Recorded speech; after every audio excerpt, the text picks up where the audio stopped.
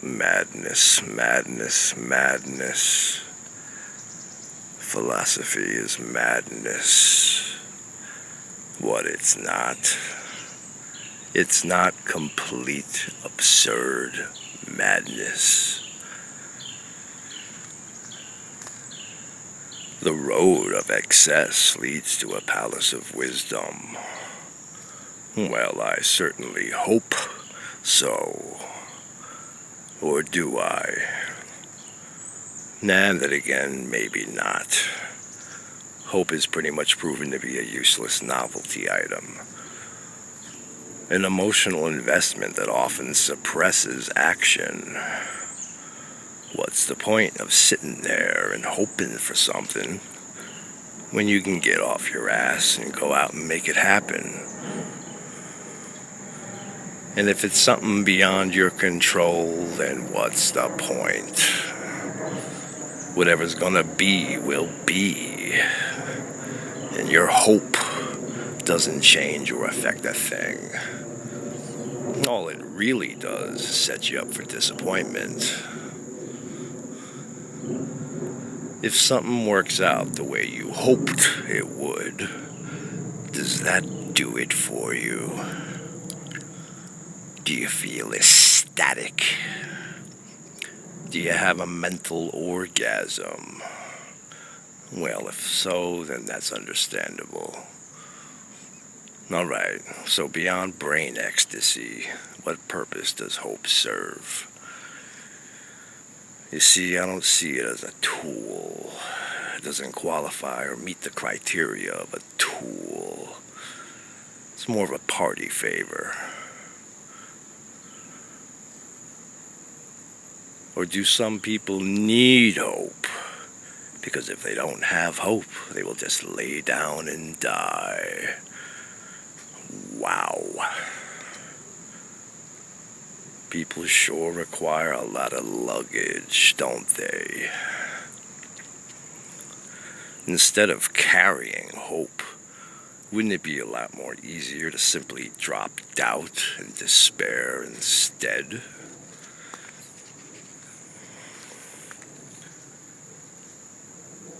For man cannot live on hope alone. But a life without hope isn't worth living. Isn't that right? Objective reference. Remember to forget hope. Don't forget to remember to forget that. For hope indirectly implies some sort of destination, when all there is a path without end.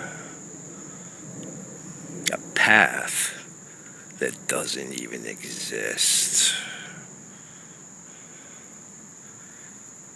And hope is just what despair wants.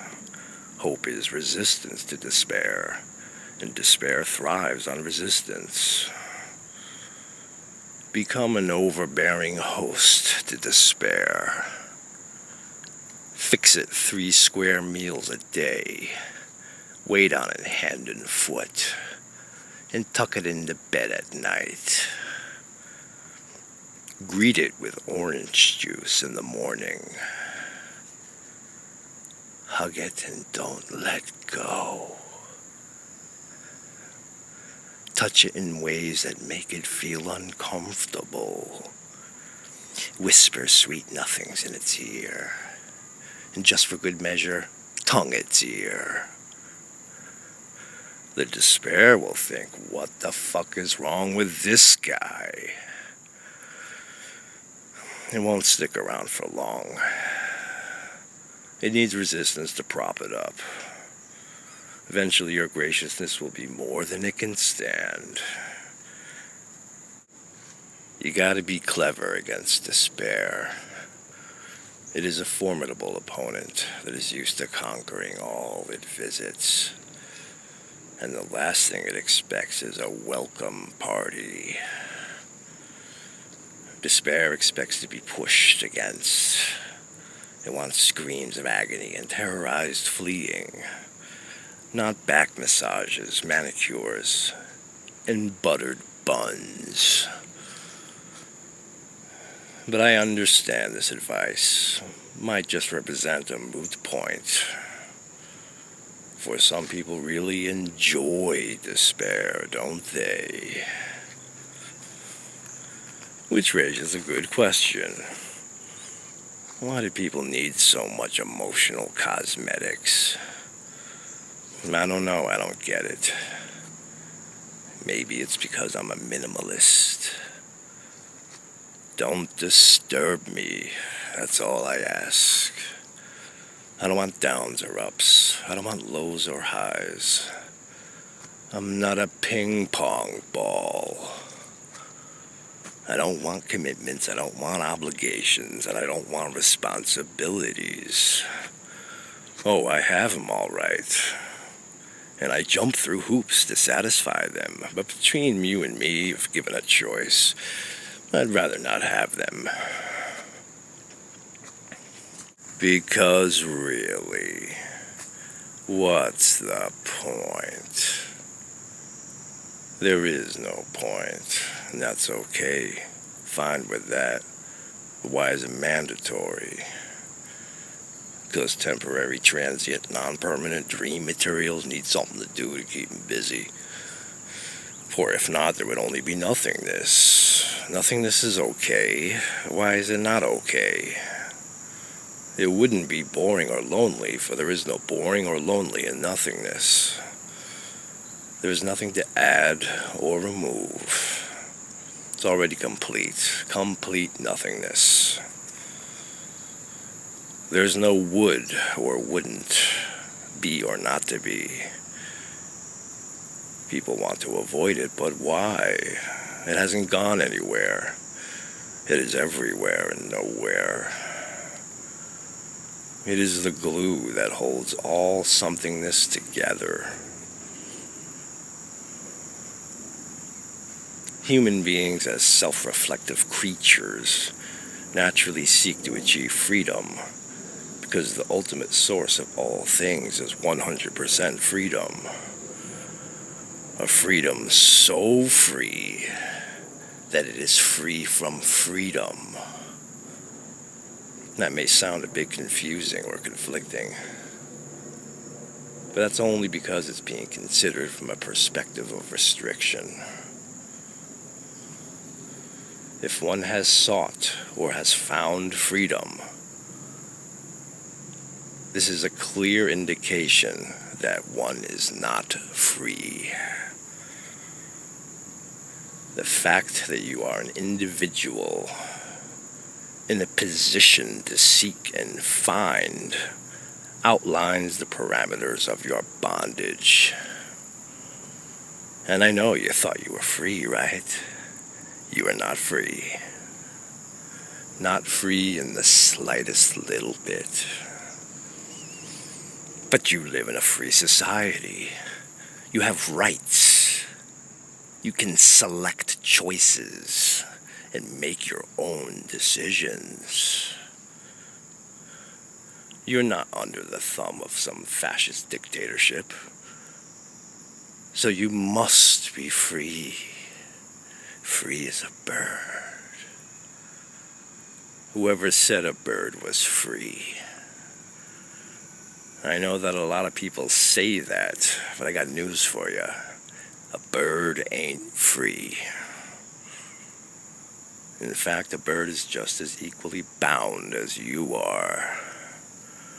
You are mistakenly mistaking freedom for something that it's not. All of these so-called freedoms that you enjoy are not freedoms. You don't have freedom. What you have are prison privileges. And I'm not being cynical or pessimistic by pointing this out. This is the raw reality of your so-called physical existence. And this is not a matter of splitting hairs. Compromised freedom is not freedom.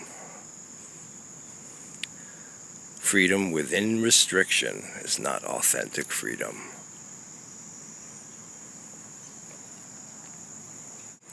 pure potential is the ultimate freedom. The potential to become anything is freer than becoming. The second we become, we lose freedom and are then confined to within a parameter. But I know pure potential always inevitably manifests something. It's an unavoidable guarantee. That's fine. We'll deal with that when we get there. Nothing always becomes something, and something always longs to return to nothing. You think not? You may not be aware of it on a conscious level, but people are perpetually searching for completeness. They use things like love, career, religion, family, politics, sports, entertainment, drugs, and recreation as an attempt to fill that void, but it always ends up falling short. A temporary respite, an interval of reprieve before the longing resurfaces again. It's all escapism. We escape what we are to become what we're not, then recognize what we're not and return to what we are. Pretty peculiar game. It's like when you're comfortably numb, eventually you yearn to feel anything. Once you start feeling things, you yearn to become comfortably numb again. Well, maybe not everyone. It depends on whether or not you have walked the road of excess. A temperate, mediocre existence that just slightly dabbles with the available influx might be preferable, but I wouldn't know. I'm too busy exhausting myself. Because the exhausted excess leads to wisdom. And wisdom leads to madness. And the madness leads to creativity. Isn't that fantastic? But it's not a road that should be taken lightly. It takes a strong navigator that can weather the madness accordingly.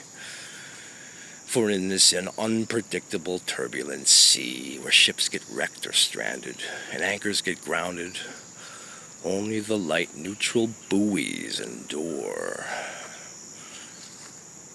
And I call existence madness because to probe the wisdom beyond the shallows clearly unveils the paradoxical absurdity. A paradoxical absurdity that cannot be resolved. You may indeed find resolve within the paradoxical absurdity, but you're never going to resolve the paradoxical absurdity itself. The paradoxical absurdity is inherent, and it's not going to get fixed by switching or modifying tools. The fact that there is no north, south, east, or west existing beyond your imagined distinction of these things does not signify an issue with your compass. And this is why, for me at least, philosophical speech is getting played out. For what is there really left to say? The second you open your mouth, you're wrong. And yet you are not any more correct if you shut up and stop thinking. Because the essence that can be named is not the true essence. Right? So if we subtract concept, object, and this parameter that contains these things, what is left? If you can manage to name anything, all right, subtract that too. What's left? Nothingness is a nice label for a concept, but to what does this refer? Could it be pure potential? Okay, I dig that. And so what does pure potential, as pure potential, look like? What is the description of unmanifested possibility? Does it have an identity, a shape, or a location? Does it have a reason, a time, or a rational explanation? It is what it is, and it isn't what it is. It isn't even what it isn't. For there is and isn't any is or isn't. Wrap your mind around that, and you will have found the answer to everything. Clue: the answer that can be named isn't the real answer. Is there an answer? Or is the answer the fact that there is no answer? Words fail. There are answers, but they don't ever answer the question of what is ultimately asking questions and seeking answers. What's that you say? You are lost. Awesome. You are finally getting somewhere. Ah, yes. The sweet and sour madness of paradoxical absurdity. Get comfortable in the certainty of the uncomfortable paradoxical absurdity that is completely uncertain. Get comfortable in the certainty of the uncomfortable paradoxical absurdity that is completely uncertain. So spectate the madness, but don't become the madness. Because an unexamined life isn't worth living, right? How would one obtain the objective reference to know that? If one is examining, but isn't examining what is doing the examining, then what are they really examining? Escaping what is and isn't into something else that is and isn't. We have to be careful with distractions. We must not let the distractions distract us from the distraction that only undistracted clear seeing reveals that there is only distractions. And the trick is to simply witness the distractions, not become distracted by the distractions. I hope all of this didn't make sense.